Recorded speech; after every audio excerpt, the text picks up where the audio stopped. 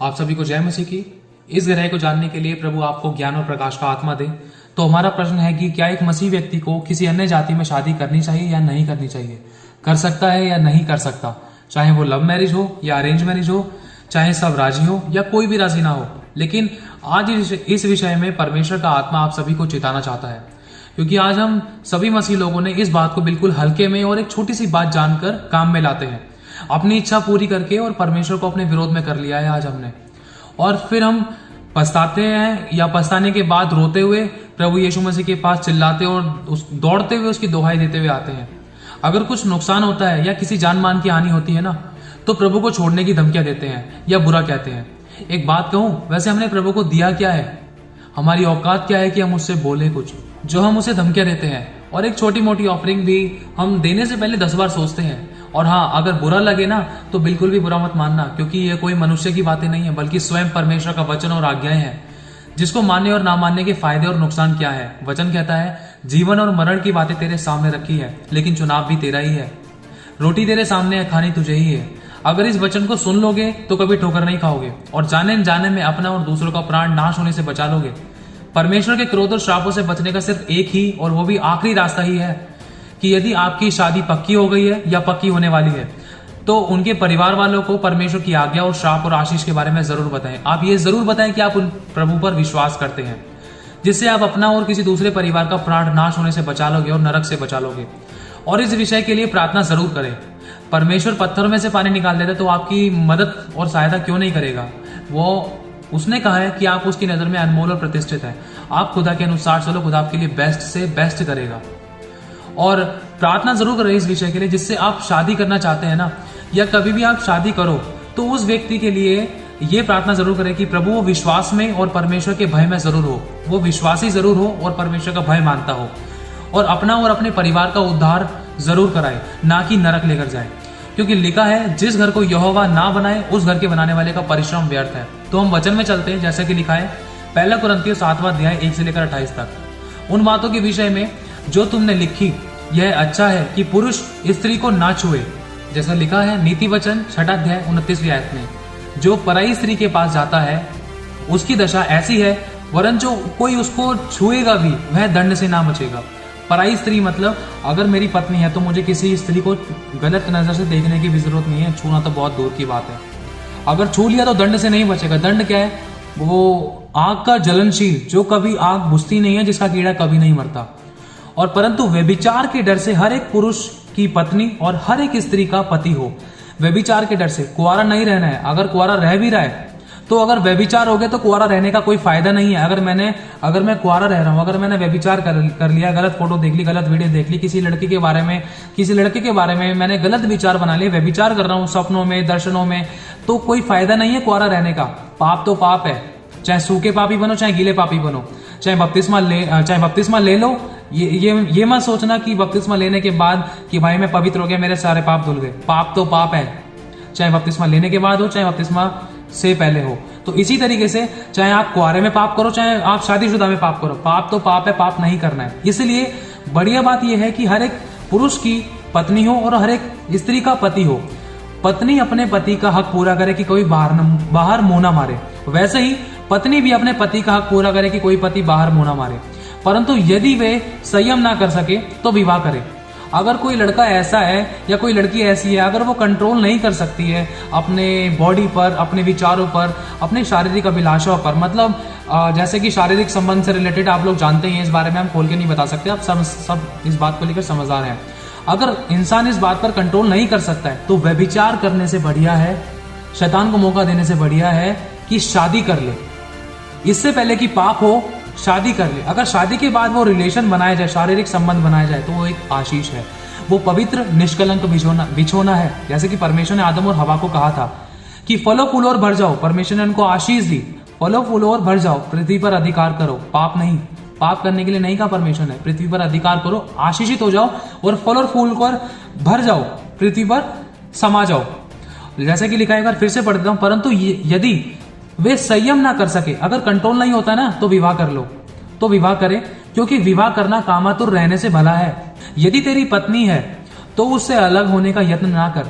अगर पत्नी है ऑलरेडी तो उससे अलग होने की कोशिश नहीं करनी। अगर अलग होने की कोशिश कर रहे हैं या कोई तीसरा बीच में आ रहा है तो सबसे बड़ा पाप है। पहली बात वो तो पत्नी से व्यभिचार करा रहा है, दूसरा खुद व्यभिचारी, तीसरा व्यभिचार कर रहा है। कोई नहीं बच सकता, कोई नहीं बच सकता इस मामले में, तीनों के तीनों गए। तो एक बार फिर से पढ़ देता हूं। यदि तेरे पत्नी हो तो उससे अलग होने का यत्न ना कर, क्योंकि शैतान को मौका मिलेगा। और यदि तेरे पत्नी नहीं हो तो पत्नी की खोज ना कर। अगर पत्नी नहीं है तो खोज भी नहीं करनी है। अगर लड़का कुंवारा है तो खोज नहीं करनी है। प्रभु के हाथ में सौंपना है। प्रभु सही समय पर सही तरीके से सही लोगों के बीच में और एक ऐसी दुल्हन और एक ऐसा लड़का भेजेगा आपके लिए जो आपके लिए बेस्ट है। हमसे अच्छा चुनाव हमारा परमेश्वर करता है। हमारे चुनाव हमेशा गलत ही होते हैं। और लिखा है तो पत्नी की खोज ना कर, परंतु यदि तू ब्याह भी कर ले तो कोई पाप नहीं है। कुंवारा रहने से बढ़िया है कि ब्याह कर लो भाई, पाप तो नहीं होगा। मेरा ध्यान किसी दूसरे पर तो नहीं जाएगा, 10 लोगों के 10 बहनों के बारे में विचार तो नहीं होगा, क्योंकि मेरा रिलेशन किसी लड़की स्त्री के साथ बनेगा, वो मेरी पत्नी होगी, तो इसलिए मैं बाहर मुंह नहीं मारूंगा। इससे बढ़िया तो मैं शादी कर लूं। कुंवारा रहने से बढ़िया कि मैं शादी कर लूं। जैसे कि पढ़ा अभी, क्योंकि विवाह करना कामातुर रहने से भला है। यदि तेरे पत्नी है तो उसे अलग होने का यत्न ना कर, और यदि तेरे पत्नी नहीं है तो पत्नी की खोज ना कर, परंतु यदि तू ब्याह भी करे तो पाप नहीं, और यदि कुंवारी ब्याही जाए तो कोई पाप नहीं। और लिखा है व्यवस्था विवरण 7वां अध्याय 3 से लेकर 26वीं आयत में, और ना उनसे ब्याह शादी करना। ये कौन है? किन से ब्याह शादी ना करना? ये वो हैं जो प्रभु यीशु मसीह पर विश्वास नहीं करते हैं, जो मूर्ति पूजा करते हैं, जो अन्य देवी देवताओं पर विश्वास करते हैं, नहीं करते। लेकिन वो प्रभु यीशु मसीह पर विश्वास नहीं करते। बात सारी इस पर आती है कि वो पिता परमेश्वर के वचन पर ईमान है उनका या नहीं है। अगर उनका है ईमान तो उन्हीं से शादी करनी है। अगर उनका ईमान नहीं है तो परमेश्वर उनके बारे में चेतावनी देता है कि उनसे ब्याह शादी ना करना, ना तो उनकी बेटे को अपनी बेटी के लिए ब्याहना, क्योंकि वे तेरे बेटों को मेरे पीछे चलने से बहकाएंगी और दूसरे देवताओं की उपासना करवाएंगी, और इस कारण यहोवा का कोप तुम पर भड़क उठेगा और वह तुझको शीघ्र सत्यानाश कर डालेगा। मतलब आपको पता होगा सुलेमान सबसे बुद्धिमान राजा इस धरती का।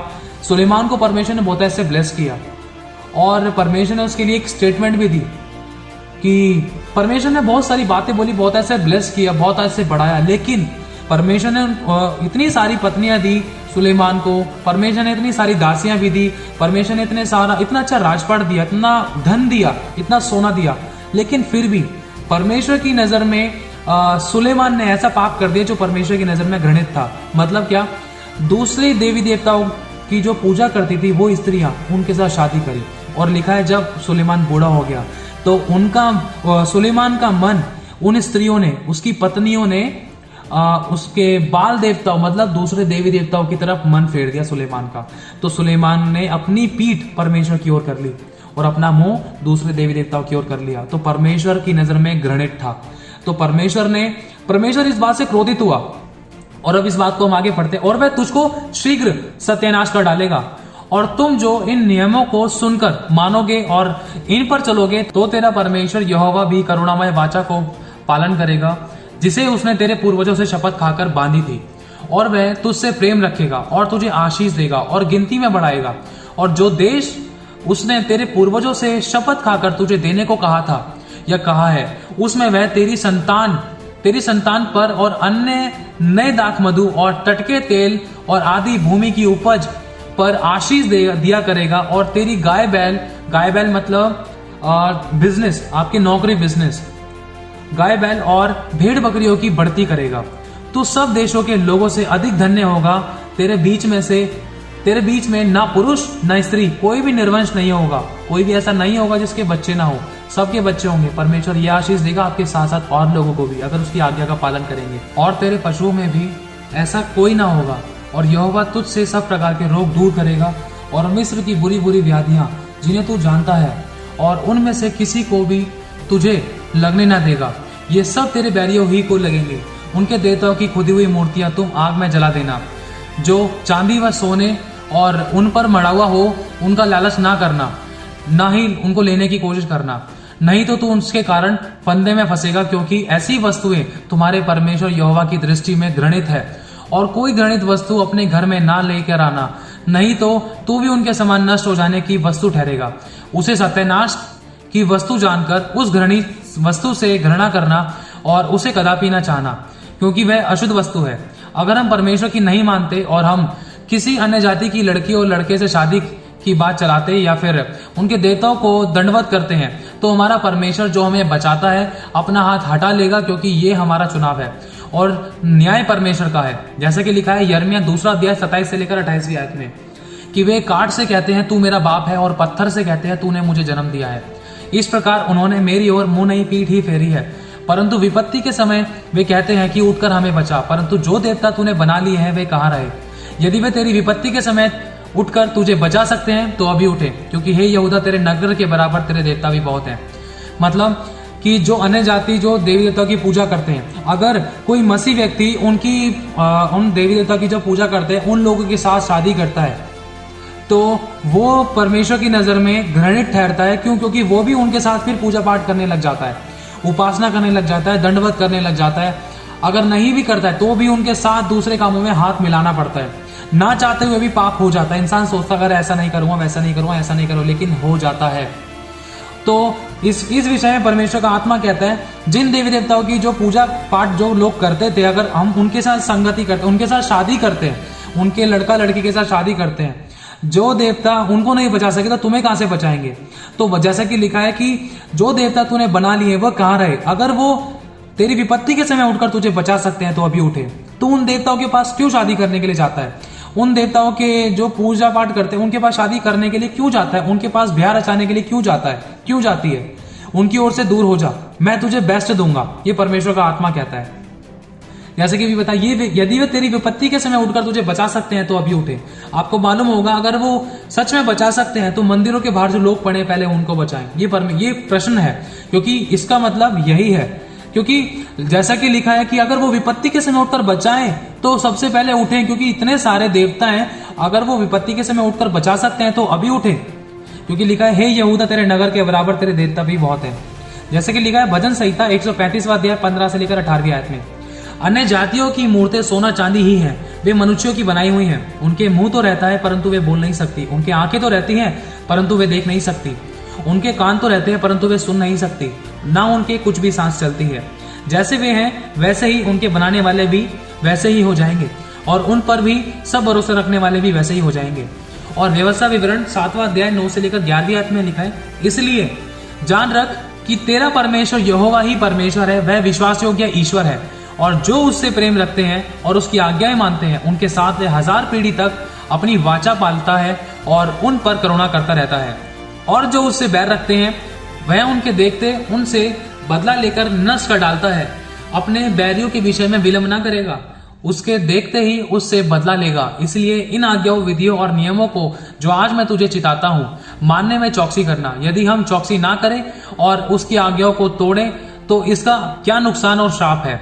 ये कोई मनुष्य नहीं, परमेश्वर के वचन और कुछ आज्ञाओं में से सिर्फ कुछ आज्ञाएं ही आपको सुनाई जाएंगी और बताई जाएंगी। शायद ये आज्ञाएं आप अच्छे से सुन नहीं पाओगे।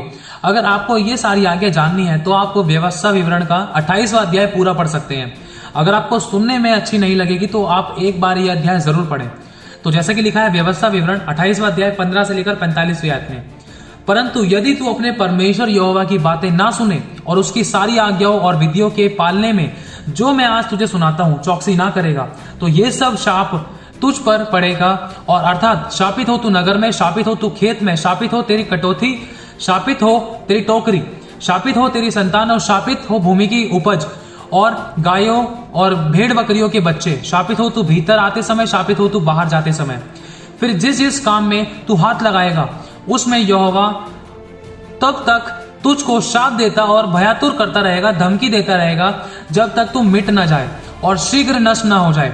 यह इस कारण होगा कि तूने यहोवा को त्याग कर दुष्ट काम करेगा, और यहोवा ऐसा करेगा कि मरी तुझ में फैलकर उस समय तक लगी रहेगी जब तक जिस भूमि के अधिकारी होने के लिए तू जा रहा है उससे तेरा अंत ना हो जाए। यहोवा तुझको क्षय रोग से और ज्वर और दाह और बड़ी जलन से और तलवार से और झुलस और गेरुए से मारेगा, और ये उस समय तक तेरा पीछा किए रहेगा जब तक तू सत्यानाश ना हो जाए। और तेरे सिर के ऊपर आकाश पीतल का और तेरे पांव के तले की भूमि लोहे की हो जाएगी। यहोवा तेरे देश में पानी के बदले बालू और धूली बरसाएगा, वह आकाश से तुझ पर यहाँ तक की बरसेगा कि तू सत्यानाश हो जाएगा। यहोवा तुझको शत्रुओं से हरवाएगा और तू एक मार्ग से उनको सामना करेगा और परंतु 7 मार्ग से होकर तू उनके सामने से भाग जाएगा और पृथ्वी के सब राज्यों में मारा मारा फिरेगा। यहोवा तुझको मिस्र के से फोड़े और बवासीर और दाद और खुजली से ऐसे पीड़ित करेगा कि तू चंगा ना हो सकेगा। यहोवा तुझे पागल और अंधा कर देगा और तेरे मन को अत्यंत घबरा देगा। और जैसे अंधा अंधियारे में टटोलता है वैसे ही तू दिन दोपहरी में टटोलता फिरेगा और तेरे काम काज सफल ना होंगे और तू सदैव केवल अंधेरे सहता रहेगा और लुटता ही रहेगा और तेरा कोई छुड़ाने वाला ना होगा। तू स्त्री से ब्याह की बात लगाएगा परंतु दूसरा पुरुष उसको भ्रष्ट करेगा। घर तू बनाएगा परंतु उसमें बसने ना पाएगा। दाग की बारी तू लगाएगा परंतु उसके फल खाने ना पाएगा। तेरा बैल तेरी आंख के सामने मारा जाएगा, मतलब हमारा नौकरी बिजनेस के बारे में, और तू उसका मांस खाने ना पाएगा। तेरा गधा तेरी आंखों के सामने लूट में चला जाएगा और तुझे फिर ना मिलेगा। तेरी भेड़ बकरियां तेरे शत्रुओं के हाथ लग जाएंगी और तेरी ओर से उनका कोई छुड़ाने वाला ना होगा। तेरे बेटे बेटियां दूसरे देश के लोगों के हाथ लग जाएंगे और उनके लिए चाव से देखते देखते तेरी आंख रह जाएगी और तेरा कुछ बस ना चलेगा। तेरी भूमि की उपज और तेरी सारी कमाई अनजाने देश के लोग खा जाएंगे और सर्वदा तू केवल अंधेर सहता और पीसा जाता रहेगा, यहाँ तक कि तू उन बातों के कारण जो अपनी आंखों से देखेगा तो पागल हो जाएगा। यहोवा तेरे घुटनों और टांगों में वरन नख से शिख तक भी असाध्य फोड़े निकाल कर तुझको पीड़ित करेगा। तू खेत में बीज तो बहुत साल ले जाएगा परंतु उपज थोड़ी ही बटोरेगा, क्योंकि टिड्डियां उसे खा जाएंगी। तू दाग की बारी लगाकर उनमें काम तो करेगा परंतु उनकी दाग का मधु पीने ना पाएगा, वरन फल भी तोड़ने ना पाएगा, क्योंकि कीड़े उनको खा जाएंगे। तेरे सब वृक्ष और तेरी भूमि की उपज टिड्डियां खा जाएंगी। जो परदेशी तेरे मध्य में रहेगा वह तुझसे बढ़ता जाएगा और तू घटता चला जाएगा। वह तुझको उधार देगा परंतु तू उसको उधार दे ना सकेगा। वह तो सिर और तू पूंछ ठहरेगा। तू जो अपने परमेश्वर यहोवा की दी हुई आज्ञाओं और विधियों के मानने को उसकी ना सुनेगा, इस कारण ये सब शाप तुझ पर आ पड़ेंगे और तेरे पीछे पड़े रहेंगे और तुझको पकड़े और अंत में तू नष्ट हो जाएगा। और एक बात ध्यान रखना कि शैतान बहुत बार ऐसी परिस्थितियां लेकर आता है कि आपको पाप में उलझा दे और परमेश्वर के विरुद्ध पाप कराए और आपका उद्धार छिनवाए। लेकिन कभी भी चाहे परिस्थिति कैसी भी हो, कितनी भी विरुद्ध क्यों ना हो, तब भी परमेश्वर के वचन ही का चुनाव करना, क्योंकि परमेश्वर आश्चर्य कर्म करेगा। और परमेश्वर को छोड़ कभी किसी का चुनाव मत करना। चाहे शैतान कितनी भी आपके फेवर में कितनी भी चाले चले, चाहे फेवर आपको पूरा मिले, लेकिन फिर भी परमेश्वर के वचन ही का चुनाव करना। चाहे शैतान कितने भी चाले चले, कितना भी फेवर दिखाए, तब भी ना किसी के दबाव में, ना किसी की अभिलाषा और ना ही किसी दूसरे व्यक्ति के प्यार में, जो कभी ना कभी धोखा जरूर देगा, चाहे कोई भी हो। तो कभी भी उनके चक्कर में मत आना। सिर्फ परमेश्वर ही के वचन का चुनाव करना, परमेश्वर का इनकार मत करना और ना ही अपने परमेश्वर के विरुद्ध जाना और अपने विषय में ज्यादा बुद्धिमान ना होना, बल्कि संपूर्ण मन से यहोवा ही पर भरोसा रखना। तब वो आपके लिए सीधा मार्ग निकालेगा। ये सभी वचन आपको नीचे डिस्क्रिप्शन में दे दिए जाएंगे। तो इन शैतान की चालों से खुद भी बचें और दूसरों को भी बचाएं। किसी के पाप और ठोकर का कारण और आंसू का कारण ना बने। प्रभु आपको आशीष देता रहे। आमीन।